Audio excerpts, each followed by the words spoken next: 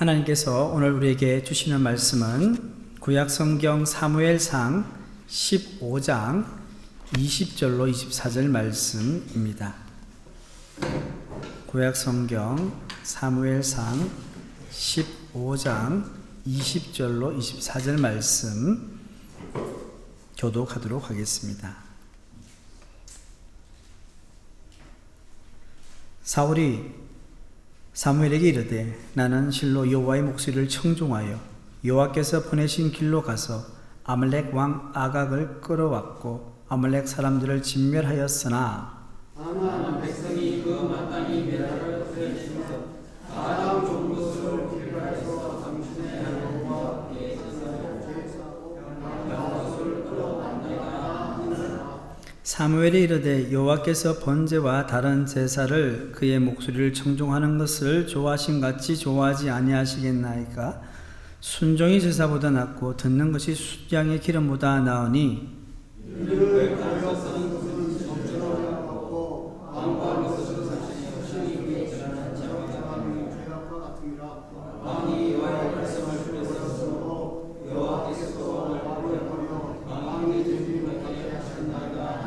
함께 읽겠습니다. 사울이 사무엘에게 이르되 내가 범죄하였나이다. 내가 여호와의 명령과 당신의 말씀을 어긴 것은 내가 백성을 두려워하여 그들의 말을 청종하였음이니이다. 아멘. 할렐루야. 하나님의 은혜와 평화가 우리 성도들 가운데 있기를 축복합니다. 자, 오늘 수요 예배부터 정서적으로 건강한 영성이라는 주제로 앞으로 9주간 성경 공부를 진행하도록 하겠습니다. 이 성경 공부는요, 미국의 피터 스카지로 목사님의 저서인 이게 이 책입니다. 정서적으로 건강한 영성이라는 이 교재를 중심으로 하도록 하겠습니다. 혹시 더 관심 있는 분들은 구입하셔서 읽어보시면 좋겠습니다. 오늘은 그 첫 번째 시간으로 정서적으로 건강하지 못한 영성의 문제라는 제목으로 말씀을 나누기를 원합니다. 자, 여기 보면 중요한 단어가 나오죠. 정서, 그 다음에 건강, 영성. 이 중요한 단어인데요. 다들 우리가 많이 들어본 단어들 중에 하나입니다. 먼저 정서에 대한 이해를 좀 가졌으면 좋겠습니다. 정서적으로 건강한 영성에서 말하는 이 정서라는 것은요, 단순히 감정의 일시적인 표현이 아니라 하나님이 우리에게 주신 인격의 일부를 말하고요, 또 영적 성장과 깊은 관계를 맺는 핵심 통로로 이 정서를 이해하고 있습니다. 이 책의 저자인 피터 스카지로 목사님은요, 정서를 억누르거나 무시하는 것이 아니라 이를 성령 안에서 정직하게 마주하고 해석하며 다뤄야 한다고 강조하고 있습니다. 자, 이런 유인물을 보시면서 진행하겠는데요. 거기 보면 정서는 하나님께서 우리에게 주신 뭐냐 하면 신호입니다. 신호. 하나님께서 우리에게 주신 신호. 시그널이죠. 신호로서 내면의 상태와 관계 그리고 믿음의 진실성을 드러내는 창입니다. 창. 윈도우. 창을 의미합니다. 좀 어려운 말 같죠. 그죠? 자, 이 정서를 이야기할 때 또 함께 생각되는 단어가 있죠. 비슷한 말이 뭡니까? 감정이에요. 감정. 정서와 감정의 차이를 살펴보면서 정서를 좀 더 이해하면 좋을 것 같은데요. 사실 정서와 감정은 일반적으로 혼용해서 많이 씁니다. 정서라는 말, 감정이라는 말 같이 쓰는데요. 자, 정서는 뭐냐면요. 정서는 그 가로의 답이 뭐냐면 자극이에요. 자극. 정서는 자극에 대한 본능적이고 즉각적인 반응을 말합니다. 본능적이고 즉각적인 반응이에요. 감정은 뭡니까? 정서적인 경험을 인지적으로 해석한 주관적인 느낌을 말합니다. 느낌입니다. 예, 필링이죠. 자, 이런 겁니다. 정서는요, 몸이 먼저 느끼는 반응이에요. 어떤 자극이나 어떤 사건이 일어났을 때 몸이 느끼는 거예요. 몸이 느끼는 반응인데 감정은 뭐냐면 그것을 내 마음으로 해석해서 슬퍼요, 억울해요, 좋아요 라고 말하는 것이 감정입니다. 예를 들면 이런 거예요. 친구가 내 말을 무시했을 때, 자, 정서적인 부분은 어떠냐면 무시했단 말이에요. 그러면 갑자기 얼굴이 빨개지는 거예요. 화가 치밀어 오릅니다. 가슴이 답답합니다. 한번 열받는다죠, 그죠? 열받는 거예요. 이게 뭐냐면 화남, 분노에 대한 정서예요. 이게 몸이 먼저 반응을 하는 거예요. 근데 감정은 뭡니까? 아, 나 지금 무시당한 것 같아. 억울하고 속상해. 화가 나. 이게 해석하는 거죠, 감정적으로. 내 마음으로, 정서를 내 마음으로 해석하는 감정을 이야기하는 겁니다. 그래서 이 정서의 특징을 우리 성경적 관점에 보면 뭐냐면요. 정서는요, 첫 번째로는 하나님 형상의 일부예요. 우리가 하나님의 형상 이야기하잖아요. 창세기 1장에 보면. 우리가 하나님의 형상으로 지원받았는데, 우리가 가진 이 정서라는 것은 하나님의 형상의 일부라는 거예요. 인간의 정서적 능력은요, 하나님 형상의 표현입니다. 그래서 하나님도 어떻습니까? 성경에 화도 내시고, 기뻐도 하시고, 슬퍼도 하시고, 분노도 하시는 거예요. 두 번째는 뭐냐면, 정직한 자기 인식의 창입니다. 자기를 들여다보는 창이라는 거예요. 자, 정서를 외면하면 어떻게 될까요? 자신의 진짜 내면을 알 수가 없어요. 여러분, 슬프고 아프고 힘들고 괴롭고 우울한 이런 감정들을 무감각하게 생각하는 사람들이 있는데 그러면 안 된다는 거죠.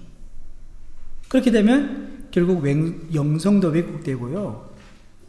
잘못된다는 거죠. 예를 들면 이런 거죠. 성숙해 보이지만 화를 억누르는 리드가 있다고 생각했어요. 화가 나면 어떻게 해요? 적절하게 표출을 해야 되는데 전혀 화가 나는 것처럼 다니는 거예요. 또 반대도 있겠죠, 그죠? 정말로 사랑하는 사람을 잃어버렸는데 전혀 슬프지 않는 것처럼 다니는 거예요. 슬픔을 표현하지 않는 거예요. 이건 뭐냐면 정서적으로 미숙한 상태란 말이에요. 미성숙한 거예요. 자, 감정을 표출할 수 있는 사람이 성숙한 사람이라는 거죠. 세 번째는 하나님과의 관계에서 드러납니다. 뭐냐면요, 우리 정서라는 것은 우리 기도할 때, 예배할 때요, 정서적으로 솔직하게 표출을 하는 거예요, 여러분. 오늘도 박수치며 찬양했잖아요, 그죠? 그러니까 기쁘니까 다들 얼굴 환하게 웃으면서 찬양을 하잖아요. 근데 정서적인 표출이 안 되면 어때요? 그냥 아무 일 없이 그냥 박수만 치는 거예요. 그리고 네 번째는요, 치유와 성장의 시작점이 됩니다. 여러분, 억울한 분노, 상실, 두려움, 질투, 이런 감정들, 이런 정서들을 회피하지 않고 직면할 때 내면의 변화가 일어나는 거예요. 보통 사람들은 이런 부정적인 감정을 자꾸 회피하려고 해요. 덮어주려고 해요. 근데 그것을 내가 마주할 때 변화가 일어난다는 거죠. 다섯 번째는 공동체에 미치는 영향입니다. 정서는 공동체에 영향을 미쳐요. 정서적으로 건강하지 않는 지도자, 정서적으로 건강하지 않는 우리 성도들이 있을 경우에는 이 교회 안에 여러 가지 힘들고 어려운 일들이 발생한다는 거예요. 나만 내 안에 국한되는 것이 아니다는 거죠. 자, 그러면 이제 정서적인 이해를 했는데, 자, 두 번째로는 영성에 대한 이해를 하겠습니다. 기독교 영성에 대한 이해를 하기 전에 영성에 대한 일반적인 이해를 살펴보면요, 영성이라는 단어는요, 기독교만 쓰는 게 아니에요. 다양한 영역에서 영성을 쓰고 있는데, 일반적인 정의는요, 종교를 포함하거나 다양한 종교에서 영성을 이야기합니다. 그걸 초월해서 인간이 자신의 존재를, 초월적인 실제, 하나님 같은 이런 초월적인 존재를 이야기하죠. 그리고 초월적인 의미라든지 목적을 연결시키려는 내면적 탐구와 삶의 태도를 영성이라 말합니다. 좀 어렵죠, 그죠? 영성이라면 다시 말하면요, 영성은요, 인간이 나는 왜 존재하는가? 이런 질문을 던지는 것. 그리고 삶의 궁극적인 목적은 무엇인가? 이런 질문을 던지면서 그 답을 찾아가는 과정들, 그에 대한 삶의 방향과 가치를 실천하는 방식을 영성이라고 합니다. 그래서 옥스퍼드 세계 종교 사전에 보면요, 영성을 이렇게 정의합니다. 영성은 같이 읽겠습니다. 시작. 영성 자체의 의미에 대한 인간의 내면적 인식과 실천이다. 영성은 궁극적 가치와 의미에 대한 인간의 내면적 인식과 실천인데, 이게 우리 기독교적인 측면에서 볼 때 우리가 이야기할 수 있겠죠. 자, 기독교 영성은 뭡니까? 같이 읽겠습니다. 기독교 영성은 하나님과의 인격적인 관계입니다. 관계 안에서 성령의 인도하심을 따라 예수 그리스도를 닮아가는 삶의 여정이다. 삶의 여정이다. 이게 뭐냐면 기독교 영성에 대한 정의입니다. 두 영성학자에 대해서 영성학자들이 이야기한 영성에 대한 정의를 말씀드리면 리처드 포스트는 영성에 대해서 어떻게 이야기했느냐면 영성이란 하나님과의 깊은 관계 속에서 그분의 뜻을 실천하며 살아가는 삶이다. 이는 단순한 종교적 활동이 아니라 뭐라고요? 답은 존재입니다. 존재 전체가 하나님의 사랑에 반응하는 방식이다. 이게 중요한 포인트가 뭐냐면 단순한 종교적 활동이 아니라는 거니까 그냥 예배 드리고 뭐 전도하고 이런 활동이 아니라 뭐가 포함되어 내 존재 전체를 하나님 사랑에 반응하는 거죠. 그리고 유진 피터스 목사님은 기독교 영성을 이렇게 이야기합니다. 평범한 일상의 언어와 삶에서 하나님을 인식하고 응답하는 성육신적 삶이다. 성육신적 삶이다. 그러니까 우리의 일상과 긴밀한 관계를 가지고 있다는 거예요. 신앙 따로 내 삶 따로가 아니라 영성이라는 것은 내 삶과 긴밀한 관계예요. 그래서 성육신적인 삶. 예수님께서 하늘에서 땅에 오셔서 인간이 되신 것을 이야기하는 거죠. 자, 그러면 기독교 영성의 구성 요소 6가지가 있는데요. 기독교 영성을 이야기할 때 6가지를 이야기할 수 있습니다. 첫 번째는 뭐냐면 관계 중심성입니다. 기독교 영성은 관계 중심성이에요. 뭐냐면요, 하나님과의 인격적인 사귐이 기독교 영성의 출발점이라는 거예요.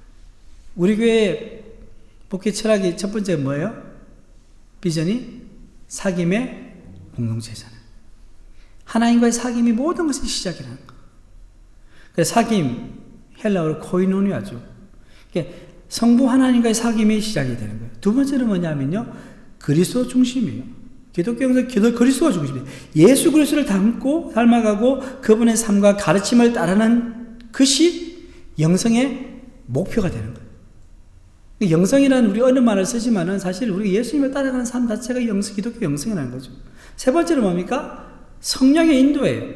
뭡니까? 성령께서 내주하시며 삶을 인도하시고 변화를 이끄시는 주체가 된다는 거예요.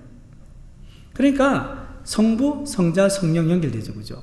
성부 하나님과 사귐이 시작되면 우리는 예수님을 닮아가는 삶을 살아가는데 그 닮아가는 삶을 이끄는 주체가 누구라고요?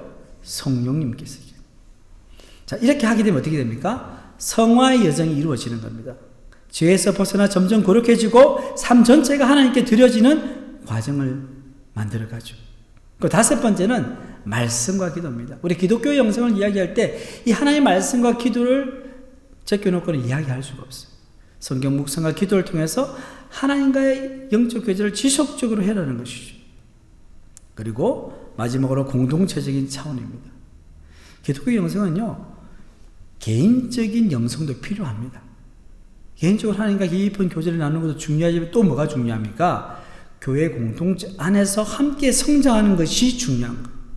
그래서 함께 예배 드리고 그리고 또 소급으로 목장으로 나눠서 함께 나눔을 가지는, 공동체 나눔을 가지는 너무나 중요한 거예요. 이런 현실을 볼 때 여러분, 요즘 가난한 성도들이 많잖아요. 가난한 성도가 뭡니까? 안 나가. 가난의 반대가 안 나가잖아요. 교회 안 나가는 성도입니다. 자기들은 혼자 하나님을 잘 믿는다고, 나 하나님하고만 1대1 소통할 거야. 반응하고 반응은 틀린 거예요. 하나님 1대1 소통하고요, 공동체 안에서 함께 신앙을 영유해 가야지 건강한 기독교 영성이 될 수 있는 것입니다. 자, 그러면 세 번째로 정서적으로 건강하지 못한 영성의 문제를 한번 살펴보겠습니다. 자, 이제 첫 번째는 성장하고 있다는 착각, 영성의 그 거대한 깊이를 모른 채 살다. 이제 이 부분부터는 이 책의 저자가 되시는 이제 피터 스카지로 목사님의 어떤 간증이랄까요? 삶의 경험을 좀 나누기를 원합니다. 피터 스카지로 목사님 이런 생각을 한 거예요. 자기는 성장하고 있었다고 착각을 한 거예요. 영성의 그 거대한 깊이를 모른 채 목회를 했다는 이야기를 합니다. 피터 스카리츠 목사님은요, 19세의 나이에 예수를 믿고 중생을 체험하게 되었습니다. 그러니까 젊은 나이 예수를 믿고 나니까 너무 예수님이 좋고 교회가 좋아서 열정적으로 신앙생활을 합니다. 교회 사는 제자 훈련, 성경 공부, 기도 훈련, 공동체 훈련, 그리고 세계 선교에 헌신을 합니다. 그리고 대학교 졸업하고 나서는 고등학교에 1년 동안 영어 선생님을 열심히 선생님을 하다가 이게 성인 차지 않는지 그만두고는, 여러분 IVP라는 선교단체가 있거든요. 선교단체에 가서는 간사로서 열심히 또 사역을 합니다. 그것도 이제 영적으로 성이 안 차든지 결국 신학교에 입학을 하게 되고, 신학교에 입학해서 공부를 하는 과정에서 남미 선교를 위해서 스페인어를 배우기 위해서 또 코스타리카에 가서 1년 동안 시간을 보내고, 그렇게 해서 영적으로 모든 면에 만반의 준비를 했잖아요. 그러고 나서 신학교를 졸업한 후에 이 스카지로 목사님은요, 뉴욕에 가서 교회를 개척했습니다. 여러분 뉴욕 가보셨나요? 어마어마한 도시 아닙니까? 그죠? 정말로 세계 최상의 도시, 많은 사람들이, 엘리트들이 모이는 도시인데 그곳에 가서 개척을 했는데 몇 년 안에 급격하게 성장을 한 거예요. 급성장을 해서는요, 바로 그 교회가 또 여러 개의 교회를 개척하는 역사가 일어나게 된 거예요. 얼마나 놀라운 일이 발생했습니까? 그는 건강한 교회를 세우기 위해서 열심히 제자훈련하고요, 소그룹 사역도 하고요, 성도들이 은사에 따라서 봉사하도록 가르쳤어요. 그래서 그 보기에는 교회가 안정적으로 건강하게 성장하는 것처럼 보였다고 합니다. 그런데 그렇게 열심히 6, 7년을 달렸대요. 달렸는데 어느 날 갑자기 목회의 회의가 들었다고 하는 거예요.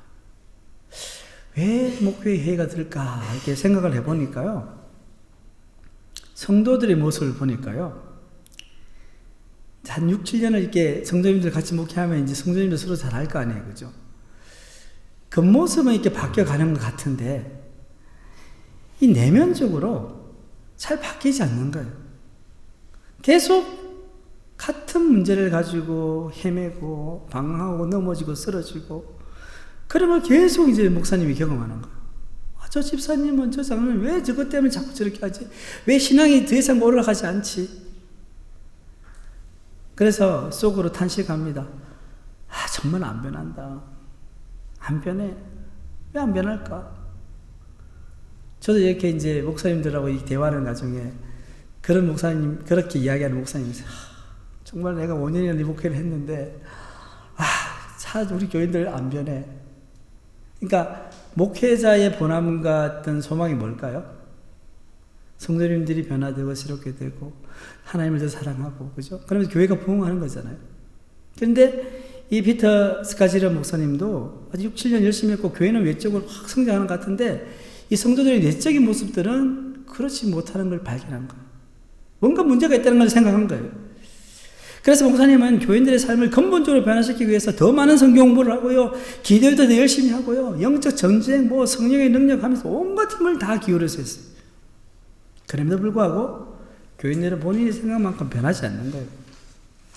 이런 회의 가운데서 자신의 모습을 들여다보게 되었습니다. 사실 스카라시라 목사님 자신도요, 목회의 가중함으로 행복하지 않았어요. 목회가 너무 힘들어서 때때로 좌절감에 빠지게 됐어요. 스카라시라 목사님은 그동안 분명히 하나님께 주신 꿈과 비전을 향해 달려가고 있었습니다. 그러나 그 어디에서도 기쁨을 찾을 수가 없었던 거예요. 처음에는 기뻐서 목회하고 교회가 부흥했는데 어느 순간 되니까 목회에 지쳐서 기쁨이 사라진 거예요. 목사님은 큰 교회에서 목회하는 중에 자신이 세상을 얻는 느낌을 받았대요. 이 정도 정말 내가 잘하고 있구나 라고 느꼈는데, 동시에 어떤 마음이 들었냐면 자신의 영혼을 잃고 있다는 느낌도 받았다는 거예요. 세상적으로 남부럽지 않고 정말 좋은 목회를 하고 있구나 싶었는데, 자기의 영적 상태를 보니까는 내 영혼은 자꾸 소진해지고 내 영혼은 잃어가는 거예요. 이런 상황에 교회에 큰 분란이 일어났어요. 그러면서 교회가 분열되는 사건을 경험하게 됩니다. 그 일로 인해서 그는 자신에게 너무나 좌절하고요. 그리고 화가 났어요. 내가 이거밖에 되지 않는가. 그는 그 분노를 감당할 길이 없었습니다. 그런데 설상가상으로 자신의 부인인 사모님은요, 목사님이 그렇게 목회를 열심히 하는 동안 사모님은 딸 4명을 독박 육아를 하고 있었던 거예요. 처음엔 이해했겠죠, 그죠? 우리 목사님 큰 교회 목회하니까 힘들지, 어렵지. 나 혼자 이 딸아이들 잘 키워야지. 그런데 어떻습니까? 사모님도 시간이 지나자 불행하다는 생각이 드는 거예요. 그래서 사모님은 스카이젤 목사님에게 이혼을 하든지 목회를 그만두든지 둘 중에 하나를 선택하라는 듯 이야기를 하는 겁니다. 그래서 결국 목사님은요, 담임 목사 자리에서 사임하고 내려왔습니다. 자, 그 이후로 스카이젤 목사님은 지나온 자신의 목회를 돌아보게 되었습니다. 자신을 성찰했습니다. 회복의 시간을 보내면서 자신이 예수님의 손길이 닿지 않은 내면의 삶의 많은 부분을 가지고 성도님들, 자기가 목회하는 성도님들을 믿음의 어른으로 키우려고 애쓰고 있었다는 사실. 근데 사실 자신이 정서적으로 어린아이였다는 사실을 깨닫게 된 거예요. 나는 정서적으로 건강하지 못하고 정서적으로 어린아이였는데 교인들을 정서적으로 건강하고 믿음의 어른으로 키우려고 했으니 이게 안 되는 거죠. 또한 여러분 이제 유인물 보시면 정서적 건강과 영적 성숙은 분리될 수 없으며, 자, 정서적 건강과 영적 성숙은 분리될 수가 없다는 거예요. 정서적으로 미성숙한 상태에 머무는 채 영적으로 성숙할 수 없다는 것을 절감하게 되었습니다. 그라이어 스카라지 목사님은 정서적으로 건강한 교회를 세우는 비전을 가지고 다시 목회를 시작할 수 있었습니다. 그렇게 목회를 하시면서 교회가 부흥하고 다시 성장하고 건강하게 되면서 나온 책이 바로 이 책입니다. 정서적으로 건강하지 못했던 스카라지라 목사님의 자기 성찰을 살펴보면서 우리의 어떤 영적 상태를 한번 돌아보면 좋겠는데요. 이 책에 보면 이렇습니다. 목사님은 뭐가 단단히 잘못했다고 생각된 거예요. 뭐가 잘못됐냐면요, 정직하게 행동해서 약점이 잡히는 것보다 적당히 위장하는 것이 더 안전했습니다. 여기는 답은 제자도입니다. 나의 제자도와 영성은 깊이 내재된 상처와 죄의 양상 어느 것 하나도 제대로 건드리지 못했습니다. 그러니까 목사님이 그동안 추구하고 했던 모든 제자 훈련, 영성, 그러니까 뭐냐면 깊이 내재된 상처와 죄의 양상, 그 깊은 곳을 건드리지 못했던 거예요. 특히 뭐라고 합니까? 가정이라는 닫힌 공간에서 여러 가지 시련이나 다툼, 갈등, 실패로 우리의 추한 모습을 드러낼 때는 더했습니다. 나는 영적으로나 정서적으로 발전하지 못한 채, 즉 성장하지 못한 채 미성숙한 수준에 머물러 있었습니다. 답은 미성숙한 수준. 그러니까 정서적으로 어린아이였다는 거죠. 다른 말로 하면 성인아이였다는 거죠. 자, 그러면서 또 스카지르 목사님 생각했습니다. 교회를 떠나는 사람들이 늘고 있다. 왜 성도들이 교회를 떠날까? 신앙과 삶의 괴리 현상인가? 하나님을 잘 믿고 싶은데 하나님을 향한 그 믿음과 내 삶이 너무나 떨어져 있다는 거, 동떨어져 있다는 거. 나도 교회를 떠나고 싶은 적이 있었습니다. 인생의 중대한 위기가 닥쳤을 때 나는 고통스럽게 번뇌하며 분노와 수치심으로 몸부림쳐야 했습니다. 그때는 고통을 통해 훌륭한 그리스도인이라는 외양 아래 감춰진 나의 참모습을 보기 전이었습니다.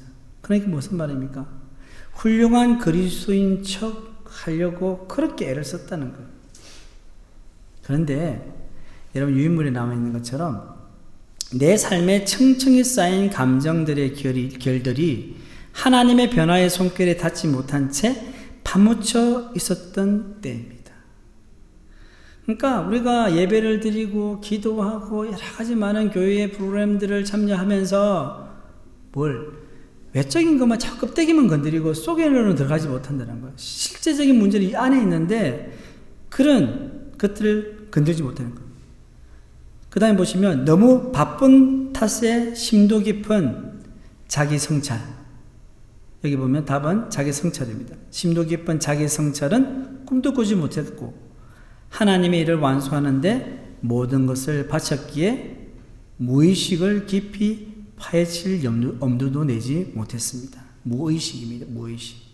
무슨 말입니까? 자신을 돌아볼 시간. 여러분, 우리 인간은 의식의 세계 있고 무의식의 세계 있지 않습니까? 그러니까 너무 바쁘게 살다 보니까 의식의 세계도 못 챙기는 거예요. 그러니까 내 무의식의 세계를 돌아볼 수 있겠습니까?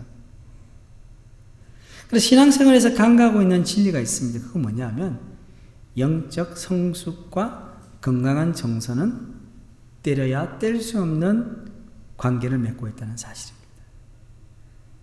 이 건강한 정서, 우리 앞에 정서적인 부분을 이야기했잖아요. 이 정서는 여러분 우리의 삶에 전반적으로 영향을 끼치는 거예요. 우리나라는 좀 그렇지 않지만 미국은 어떻습니까? 인사에 Hello, How are you? 좀 묻잖아요. 그죠? How are you? 뭐예요? 어떻게 지내는 거예요? 또 이렇게 묻습니다. How are you feeling? How are you feeling? 기분 어때? 예. 그러니까 미국 사람들은 상대방의 감정이 어떤지 궁금한 거예요. 근데 우리 한국 사람 어때요? 눈치를 보고 얼굴 표정을 보고 행동을 보고는 우리 눈치를 알죠. 아, 오늘 저분 기분이 좋구나. 기분이 나쁘구나. 그러니까 이 감정이라는 부분, 이 정서적인 부분이라는 것이 굉장히 우리 삶의 큰 부분을 차지하고 있는데 신앙적인 영역에서는 그것을 너무나 간과하고 축소시키는 경향이 있다는 말씀입니다. 자, 네 번째로 미숙한 감정은 안고 성장합니다. 자, 여기 보면 이제 원가족이라는 말이 있거든요. 원가족 뭐냐면 내가 출생한 그 가족, 자라온 가족을 이야기하는 거예요. 내 부모님, 내 형제들과 함께 살았던 그 가족을 이야기합니다. 원가족의 영향에서 벗어나 정서적으로 성숙하고 온전한 사람은 아주 극소수다. 원가족에서 여러분 상처 있고 아픔이 없는 사람 별로 없어요. 그죠? 그게 크고 작을 뿐이지. 그걸 벗어나서 아주 건강하게 된 분은 많지 않다는 거죠. 이 스카지르 목사님이 자기 이제 가정을 이야기하면서 이렇게 이제 고백을 합니다. 어쩌면 가장 큰 비극은 아버지의 충실한 종교 생활과 영성이 결혼이나 자녀 양육에 별 영향을 끼치지 못했다는 것입니다. 아버지는 한 집안의 아버지와 남편으로 직업인으로 살아오면서 참 믿음의 본이 되는 예수님의 새로운 가족보다, 예수님의 새로운 가족은 뭡니까? 우리 신앙 공동체죠? 가족보다 원가족과 당신의 문화만을 내비췄던 것입니다. 결국 뭡니까? 예수님 믿고 하나님의 자녀로 거듭났다고 하지만 내 삶의 모습에 드러나는 건 뭡니까? 예수 믿는 사람으로서 예수의 모습보다는 내 원래 가족에게 받았던 상처, 아픔들이 그냥 고스란히 내 자녀에게, 내 배우자에게 드러난다는 거예요. 그게 우리의 현실이라는 것이죠. 그래서 5번에 보시면 다양한 접근을 시도합니다. 어떻게 하면 정서와 영성이 따로 노는 문제를 해결할 수 있는가? 그래서 여러분 제자 훈련, 제자도의 여러 가지 모델들이 있죠. 이것도 하나의 그런 모델일 수 있겠지만 그런 모델들이 시도를 하는 거죠. 근데 그런 교회에서 성경 공부든 제자 훈련이든 대부분이 뭐냐면 이 정서적인 성장에 어떻게 보면 방해되는 요소도 있다는 거죠. 왜 그러냐면 사람들은 예배를 드리고 또 기도를 하고요. 또 우리는 또 뭘 합니까? 매일같이 성경 읽기를 하잖아요. 맥주인 성경 읽기를 하고 그리고 성도 간의 교제를 합니다. 실제적으로 도움이 되고 유익이 돼요. 그런데 관계의 문제나 내면 세계가 잘못되어 있는데도 여러분들 이렇게 하는 행위, 신앙적인 행위로 말미암아 내가 지금 신앙생활을 잘하고 있다고 착각하는 거예요. 답은 착각입니다. 착각하고 있다는 거예요. 진짜 해결해야 될 문제들은 다 덮어놓고 그냥 그런 거 마찬가지. 여러분들 이 흙탕물도 있잖아요. 시간이 지나면 다 가라앉잖아요. 그죠? 나중에 흔들면 어떻게 돼요? 확 올라오잖아요. 마치 그와 같은 거죠. 자, 여러분 거기에 이제 그림을 보시면 그림 1번을 보시면요. 빙산의 모습이 나옵니다. 예, 여러분 빙산의 일각 아시죠? 그죠? 보이지 않는 수면 아래 어떤 모습이 있는지를 한번 보십시오. 자, 맨 위에는 건강 상태를 했는데 겉으로 드러나는 부분들이에요. 그리고 생활, 그 밑에 이제 수면 안으로 들어가면요. 생활 방식과 행동, 습관적 사고와 정서적 신념, 영적 존재, 의미의 영역, 그 밑에는 행복의 흐름과의 원천, 어려운 말인데요. 그냥 이 내용은 다 무시하더라도요. 중요한 건 뭡니까?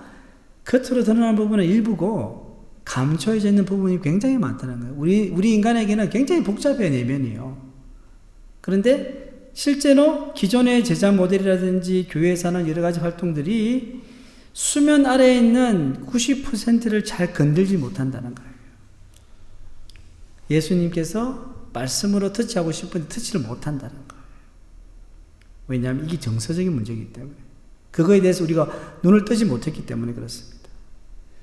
자, 그리고 두 번째 그림을 보시면 6번인데요. 자신의 전 존재를 소중히 여기십시오. 우리라는 인간이라는 존재는요, 창세기 1장 27절에 하나님의 형상으로 되어 있거든요. 그래서 하나님은 우리를 어떤 존재를 만들었냐? 거기 보시면 사회적 존재, 지적 존재, 영적인 존재, 육체적 존재, 마지막 뭐예요? 정서적 존재로 만드셨다는 거예요. 이 5가지 영역이 복합적으로 우리 가운데 있다는 거죠. 그러니까 어느 하나라도 무시하게 되면 우리 안에 문제가 발생하게 된다는 말씀입니다. 그래서 여기 보시면 유인물에 그동안 나는 삶을 사실과 믿음 그리고 답은 감정입니다. 사실과 믿음 그리고 감정 순으로 접근하는 법만을 배웠다. 이 말이 무슨 말입니까? 감정이 늘 후순위라는 거예요. 감정이 그렇게 중요하지 않다는 거예요. 그 결과로 분노의 문제와 같은 것은 내 신앙에 그다지 중요하지 않았습니다. 사실 화를 내는 것은 위험하기 때문에 억눌러야 할 감정이었습니다. 라고 피터 스카지로 목사님이 고백을 했습니다. 신앙생활에 있어서 중요한 것은요, 하나님께 관심을 기울이고 우리 안에 어떤 일이 벌어지고 있는지를 살피는 것입니다. 하나님 중심으로 하되 나를 또 살펴야 된다는 거예요. 하나님은 사랑으로 우리 안에 다가오셔서 우리를 변화시키려고 하시는데, 그렇기 때문에 날마다 자신의 내면을 성찰하는 시간이 필요하다는 거예요. 이제 우리가 이 책을 쭉 공부하면서 우리의 일상의 삶 가운데서 나 자신을 하나님 안에서 말씀과 기도 안에서 성찰하는 훈련들을 해 나가게 될 겁니다. 성찰하는 시간을 가지는 게 중요하다는 거예요. 우리 내면이라는 슬픔이나 좌절감 또 분노 같은 정서를 통해서 우리는 하나님을 새롭게 만날 수가 있다는 거예요. 하나님을 만나는 통로는 제한적인 게 아니에요. 우리의 부정적인 감정을 통해서라도 하나님은 우리를 만나주시대요. 그런데 우리는 어떻게 해요? 그 부정적인 감정을 자꾸 덮어주려는 거예요. 이건 나쁜 것이라고 생각하는 거예요. 그래서 건강한 정서와 건강한 영성은 불가분의 관계에 있다라고 말할 수 있는 것입니다. 자, 이제 마지막 파트인데 오늘 내용에서요. 정서적으로 건강하지 못한 영성의 10가지 정상이요. 정서적으로 건강하지 못한 영성의 문제가 10가지가 있는데요. 정상을 이야기하기 전에 오늘 우리가 읽었던 본문 말씀을 보면 좋겠습니다. 여러분, 정서적으로 건강하지 못한 영성을 소유한 사람이 누구냐면 바로 사울이에요, 사울. 자, 오늘 본문 사무엘상 15장에 이 사울왕을 보게 되는데요. 이 사울은요, 본문 말씀 앞서서 하나님께 아말렉을 진멸하라는 명령을 받았습니다. 우리 읽지 않았지만 그 명령을 받았어요. 진멸하라는 것은 뭡니까? 하나도 남김없이 다 없애라는 거잖아요. 자, 우리 같이 읽겠습니다. 사무엘상 15장 3절 시작. 지금 가서 아말렉을 쳐서 젖먹는 아이와 우양과 낙타와 나귀를 죽이라 하셨나이다 하니. 자, 한마디로 이야기해서 아말렉을 제거하라는 거죠. 그런데 사울은 하나님의 명령을 어떻게 수행했습니까? 사울은 하나님의 뜻대로가 아니라 백성들의 뜻을 반영해서 수행했습니다. 이에 대해 사무엘 선지자가 사울을 책망하자 사무엘이 뭐라고 말합니까? 자, 본문 20절 21절 말씀입니다. 함께 읽겠습니다. 사울이 사무엘에게 이르되 나는 실로 여호와의 목소리를 청종하여 여호와께서 보내신 길로 가서 아말렉 왕 아각을 끌어왔고 아말렉 사람들을 진멸하였으나 다만 백성이 그 땅 마땅히 멸할 것을 중에서 가장 좋은 곳으로 길갈에서 당신의 하나님 여호와께 제사하려고 양과 소를 끌어왔나이다 하는지라. 아멘.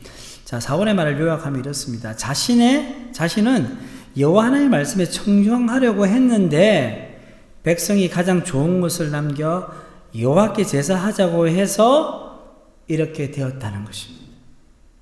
사울이 왜 이런 행동을 했을까요? 자, 본문 24절을 보시면요. 내가 여호와의 명령과 당신의 말씀을 어긴 것은, 자신도 잘못한 걸 알아요. 내가 누구를 두려워했다고요? 백성을 두려워하여 그들의 말을 청종하였습니다. 여호와 하나님 말씀만을 청종해야 되는데 백성을 두려워했다는 거예요. 사울은 눈에 보이지 않는 하나님보다 눈에 보이는 백성을 더 두려워했습니다. 아까 본 빙산의 그림을 사울 왕에게 적용하면요, 수면 위에 드러난 빙산은요, 아말렉과의 전쟁에서의 승리에 대한 도치감입니다. 사울은 대단한 승리를 거둔 거예요. 그래서 사무엘상 15장 12절 말씀 보면요, 사울이 어떻게 했냐면요, 갈멜에 이르러 자기를 위하여 기념비를 세웠습니다. 하나님께서 승리하면 기념비를 세워라 말도 안 했는데 너무 기분이 좋아가지고는요, 그냥 기념비를 세운 거예요. 스스로 자축한 거죠. 반면에 수면 아래에 있는 것은 뭡니까? 수면 아래에 있는 것은 그의 진실된 모습입니다. 그게 뭐냐면 백성을 향한 두려움이었어요. 그러니까 그 빙산 물 밑에는 두려움으로 가득 차면서 그 겉으로는 뭡니까? 내가 이겼다고. 이 두 개가 지금 존재하고 있는 거예요. 하나님 말씀대로 아말렉의 모든 것을 다 진멸해 버리면 백성들이 돌이켜 자신을 죽일 것 같다는 생각이 드는 거예요. 왜냐하면 저렇게 많은 아말렉이 있잖아요. 소, 양, 염소, 그죠? 얼마나, 아마 수십만 마리 되지 않을까요? 그죠? 그걸 다 죽이려니까 얼마나 아깝겠어요. 그리고 전쟁을 하면 옛날 사람들은 전리품이 있어야 되거든요. 목숨 걸고 싸우는데 그 하나도 남기지 말아야 하니까 백성들이 폭동을 일으킬 것 같은 거예요. 사울은 바로 이 두려움의 문제를 직면하지 못한 거예요. 묻혀두고 결국 겉으로는 하나님께 순종하는 척 했지만 내적으로는 우상을 숭배하는 불순종을 저지르고 만 것입니다. 사울은 자기 내면에 일어나고 있는 것을 잘 몰랐을 뿐만 아니라 두려운다는 마음이요, 이걸 잘 인식을 못한 거예요. 그리고 하나님과의 친밀한 교제 가운데 있지도 못했습니다. 그래서 그는 자신의 두려움을 가지고 하나님께 나가지 못하고 결국은 그는 실패한 왕의 대명사로 남게 되었습니다. 자, 그러면 이 사울 왕이 전형적으로 정서적으로 건강하지 못한 영성의 문제를 가진 사람인데, 그러면 앞으로 이제 지금부터 10가지 정상을 한번 살펴보겠습니다. 살펴보면서 우리의 영적 상태를 한번 진단해 보면 좋겠습니다. 자, 첫 번째 뭡니까?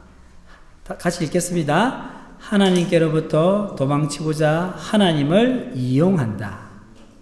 자, 하나님께로부터 도망치고자 하나님을 이용한다. 여러분, 제가 옆에 뭐라고 적어놨어요? 율법주의자. 왜 율법주의자인지 한번 봅시다. 자, 이 말은요, 내 삶을 그리스도인의 활동으로만 채우고 삶의 어려운 쟁점들을 회피합니다. 자, 이게 중요한 게 활동이에요. 그리스도인의 활동. 그 회피입니다. 자, 이달의 시간은 그야말로 완벽하게 짜여져 있습니다. 다양한 신앙서적을 꾸준히 읽고요. 가정과 직장에서 그리스도인으로서의 모든 책임을 다하며 이런저런 세미나에 참석하고 나머지 모든 시간은 기도와 성경 공부로 보냅니다. 우리가 또 매일같이 말씀을 읽고 올리잖아요. 완료 올리잖아요. 그런 것처럼 다 철저하게 하는 거예요. 그리고 하나님의 일을 한다는 미명 아래 하나님이 내 삶에서 변화를 원하는 부분들을 무시하는 거예요. 내가 지금 하나님 일을 많이 하고 있는 거예요. 기도도 하고 새벽에도 참여하고요. 헌금도 잘하고 그냥 겉보기에는 정말 하나님의 말씀대로 손색이 없는 삶을 살아가고 있는 거예요. 그게 누굽니까? 그 사람들이 바리새인들 아닙니까? 율법주의자들이죠. 자, 그런데 하나님께로부터 도망치고자 하나님을 이용한다는 것을 좀 여러 가지 예를 한번 들어볼게요. 어떤 예가 있냐면 밑에 있죠. 첫 번째, 하나님이 아닌 나 자신의 만족을 위해 하나님의 일을 할 때. 자, 이걸 잘 분별해야 돼요. 두 번째는 하나님이 요구하시지 않는 일을 그분의 이름으로 할 때. 우리 하나님의 이름으로 하면 다 하나님의 일이라고 생각하는데 그게 아니에요. 좋은 평판을 얻으려고 그리스도인의 미덕을 보여줄 때. 다른 사람들을 판단하고 폄하하는데 하나님의 말씀을 사용할 때. 그리고 내가 이루어낸 사역을 다른 사람들과 경쟁할 목적으로 과장할 때. 여러분 지금까지 이야기한 내용들요 잘 몰라요. 자기밖에 몰라요. 다른 사람들은 몰라요. 스스로는 잘 분별하면 내가 그렇게 행동하는 걸 알고 있어요. 그래서 내가 하나님을 이용한다는 걸 인식할 수 있다는 거죠. 나머지 여러분 읽어보시면 될 것 같고요. 자, 정서적으로 건강하지 못한 영성의 정상이 두 번째는 뭐냐면요. 분노, 슬픔, 두려움 같은 답은 부정적인 감정을 무시합니다. 자, 많은 그리스도인들이요, 아까도 말씀드렸지만 분노와 슬픔, 두려움 같은 감정에 대해서 멀리해야 할 죄라고 진심으로 믿고 있는 경우가 있어요. 분노하면 안 되고, 두려워하고 막 슬퍼하고 그런 감정이 올라오면요, 신앙생활이 잘못되었다고 생각하는 경우도 있습니다. 우리는 부정적인 감정에 대해 어떻게 반응해야 합니까? 거짓된 자신감을 부풀려서 그런 감정을 없애야 됩니까? 그렇지 않습니다. 아까도 말씀드렸지만 우리는 하나님의 형상으로 지원받았어요. 이러한 정서, 부정적이든 긍정적인 감정이든 하나님께서 우리에게 주신 것입니다. 그래서 그게 유인물에 나와 있습니다. 만약 우리의 영성에서 감정을 무시한다면 인간의 본성 가운데 일부를 잘라내버리는 것과 같습니다. 그러니까 중요한 것은 부정적인 감정들을 어떻게 잘 표출해낼 것인가가 중요한 겁니다. 자, 정서적으로 건강하지 못한 영성의 정상의 세 번째는 뭐냐면 자신의 정당한 욕구입니다. 욕구. 자신의 정당한 욕구조차 거부합니다. 자, 우리 안에 죄된 부분은 죽어야 하는 거죠. 그죠? 하지만 하나님은 우리 안에 선한 부분까지 죽이라고 하지 않으신다. 우리는 하나님의 형상이 죽은 것이 아니라 죄로 말하면 우리 하나님의 형상이 깨트려진 거예요. 그래서 예수님의 믿음을 통해 하나님의 형상이 회복이 되는 건데 여전히 우리 안에는 선한 부분들이 있다는 거죠. 그래서 우리의 건강한 욕구들, 즐거움들을 없애야 될 부분들이 아니라 그것을 잘 선용하고 그것을 우리가 추구할 수 있다는 거죠. 자, 네 번째 정서적으로 건강하지 못한 영성의 정상은 뭐냐면 현재에 미치는 답은 과거의 영향력을 부정합니다. 현재에 미치는 과거의 영향력을 부정합니다. 자, 이게 무슨 말입니까? 자, 이것은 아까 제가 말씀드린 원가족에 대한 문제, 원가족, 오리지널 패밀리. 자, 우리가 하나님의 자녀가 되었잖아요. 자, 하나님의 자녀가 됐으니까 과거에 내 모든 죄 하나님께 다 용서해 주셨으니까 과거와는 나는 완전 단절이다 라고 죄에 대해서 단절이지만 여러분 우리는 여전히 인간의 몸을 입고 있잖아요. 그리고 우리 안에 여전히 죄성을 가지고 있잖아요. 그런 의미에서 우리가 살아온 삶의 배경을 무시할 수 없고 우리의 과거의 상처와 아픔을 우리는 간과할 수 없다는 말씀입니다. 그래서 스카르시르 목사님이 이렇게 이야기합니다. 나 역시 수년 동안 내가 주님을 영접했기 때문에 과거의 삶에서 해방되었다는 착각 속에 빠져 있었습니다. 내가 20년 가까이 헌신적인 그리스도인으로 살았음에도 불구하고 우리 삶의 방식은 원가족을 훨씬 더 빼닮았다는 것입니다. 하나님이 의도하신 그리스도 안에서의 새로운 가족과는 다소 거리가 있었습니다.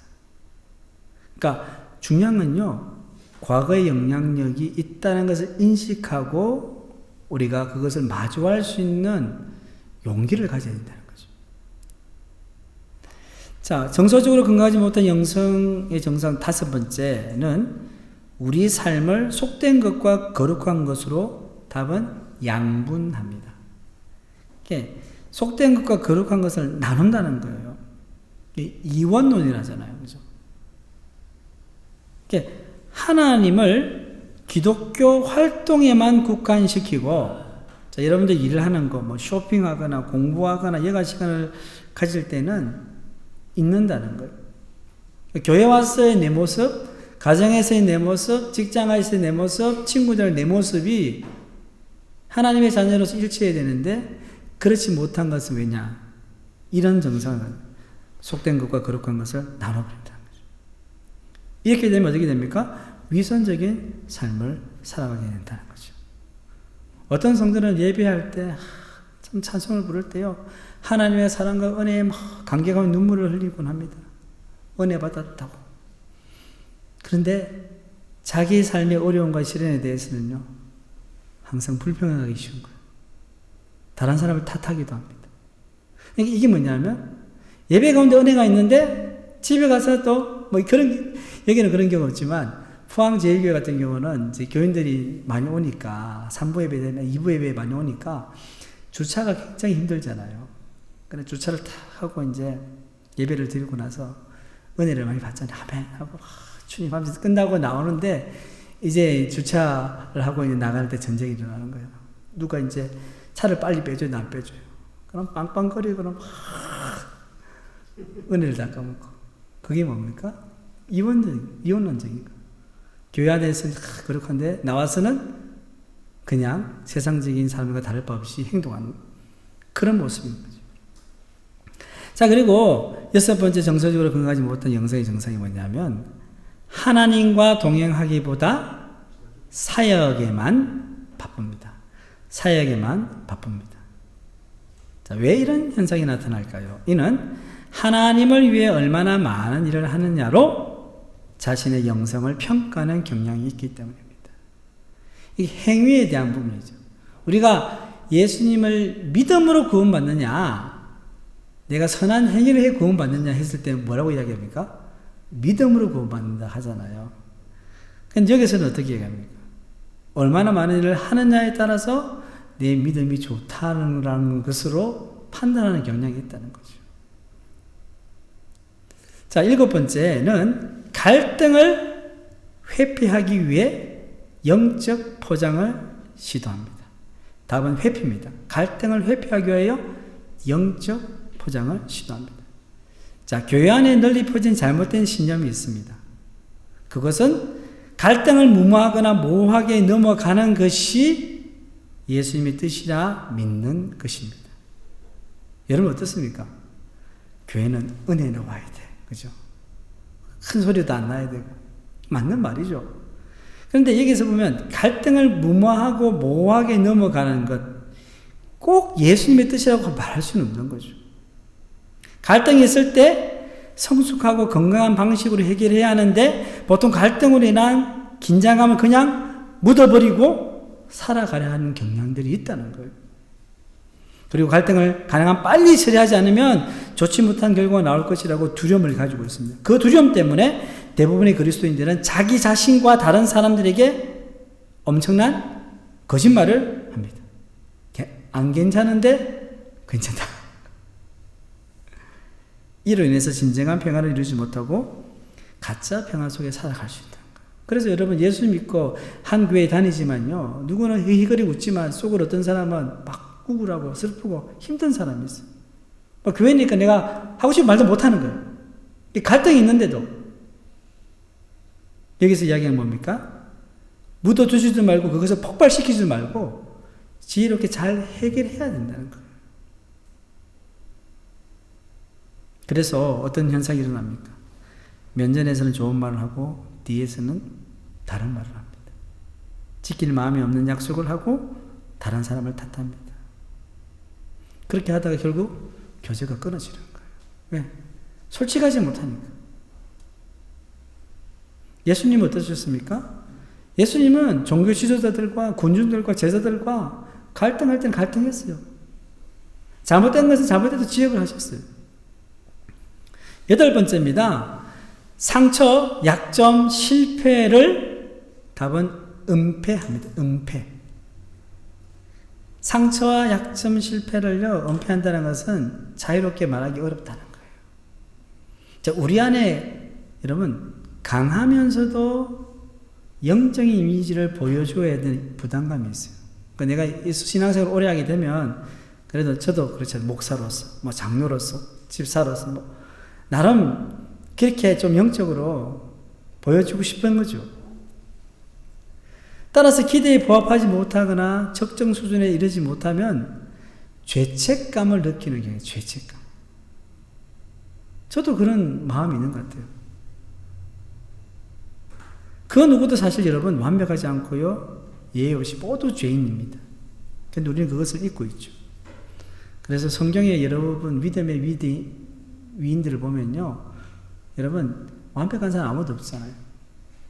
다윗도 간음죄도 짓고 살인교사죄도 짓고 베드로는 어떻습니까? 예수님을 3번이나 부인했지 않습니까? 자, 9번째는요. 자신의 한계를 인정하지 않습니다. 자신의 한계를 인정하지 않는다. 이 말은요. 훌륭한 그리스도인이라면 다른 사람들을 잘 보살피고 내 것을 베풀어야 한다고 늘 배웠습니다. 잘 돌보고 베풀어야 되고 또 도움의 기회를 외면하거나 사람들의 요청을 거절하는 것은 이기적인 태도라고 생각하는 경향이 있어요. 그러니까 저도 약간 그런 경향이 좀 있는 것 같아요. 그러니까 막 다른 사람 부탁하거나 그러면 잘 안 들어줄 수도 없는 거예요. 그러니까 많은 그리스도인들이 충분히 베풀지 못했다는 이유로 죄책감을 느끼는 경우가 있어요. 죄책감을 느끼다 보면 자꾸 좌절감을 느끼고 내가 정말로 하나님 믿는 사람을 잘 제대로 살아가고 있는 건가? 저 같은 경우는 정말 내가 목사로서 이게 바른 행동인가? 그런 생각을 하게 된다는 거죠. 근데 여러분, 우리는 자기 자신을 사랑하는 것과 이웃을 사랑하는 것과 균형을 잘 맞춰야 되는 거예요. 그러니까 어떤 그리스도인들은 자기를 사랑하고 자기를 위해서 하는 것에 대해서 괜히 죄를 짓는 느낌을 드는 거예요. 아직도 저 아프리카에는 굶어 죽어가는 아이들이 있는데 내가 이 밥을 이렇게 맛있게 먹어도 되냐? 여러분, 미국의 교육자이며 영성가인 파크 팔무가 이런 말을 했습니다. 자기 사랑은 이기적인 행동이 아닙니다. 이기적인 행동이 아니라. 그 뒤에 같이 읽겠습니다. 그건 내가 이 세상에서 다른 이들에게 줄 수 있는 유일한 선물을 잘 관리하는 것입니다. 언제라도 참 자아의 소리에 귀를 기울일 수 있어야 자기 자신뿐 아니라 우리와 마주치는 다른 이들을 돌보고 섬길 수 있습니다. 이게 바로 자기 자신을 사랑하는 것과 이웃 사랑의 균형을 가지는 것입니다. 자, 마지막으로 정서적으로 건강하지 못한 영성의 정상 10번째, 다른 사람들의 신앙을 판단합니다. 판단합니다. 자, 우리가 다른 사람들의 잘못된 행동을 지적하거나 조언하는 일에 아무런 어려움을 느끼지 않는 것은 내가 옳다는 의식 때문입니다. 여러분, 이 세상에는 여러 종류의 사람이 있지만요, 자기애가 강한 사람이 있고요, 자기의가 강한 사람이 있어요. 여러분 어떤 종류의 사람입니까? 나는 자기애가 강합니까? 자기의가 강합니까? 그 자기애가 강한 사람은 뭡니까? 굉장히 자기 중심적으로 모든 걸 봐요. 자기의가 강한 사람은요, 다른 사람이 관심이 많아요. 그러다 보니까 판단을 하시고, 비판하는, 저러면 안 되는데.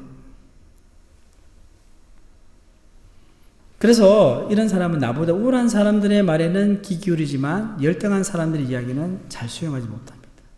그리고 사람들의 다름과 차이를요, 도덕적 우월함이나 미덕으로 바꾸어 판단하는 거예요. 자, 여러분들, 다르고 차이가 있어요. 사람마다 여러분들 서로 다릅니다. 성격 다르죠. 혈액형 다르죠. 그죠? 자라온 삶의 배경 다르죠. 여러분, 다른 게 한두 가지가 아니에요. 그러다 보니까 우리가 함께 신앙생활 할 때, 함께 살아갈 때 서로 부딪히는 부분이 생기는 거예요. 교회 안에서 예를 들면 찬양하는 방식 가지고도 어떤 포항제일교회에 제가 있을 때 보면 세대의 차이가 많이 나죠. 젊은 세대가 있고 나이 많은 세대가 있는데 우리 어르신들은 찬양할 때 찬송가 많이 해달라고. 그런데 젊은 세대는 좀 이렇게 컨템포러리 찬양이 있잖아요. 복음성가 많이 해달라고. 근데 저 어르신들이 찬송가를 좀 많이 해달라고. 우리 어려워서 못하겠다. 막 이런 것 때문에 사실 서로 좋은 의도에서 이야기하는데 이런 데 차이가 있잖아요. 그리고 여러분 기도하는 방식도 마찬가지예요. 어떤 사람은 조용히 묵상하면서 기도하기를 좋아하는 분이 있고 어떤 분은요 뜨겁게 주여 하면서 하기를 좋아하는 사람이 있어요.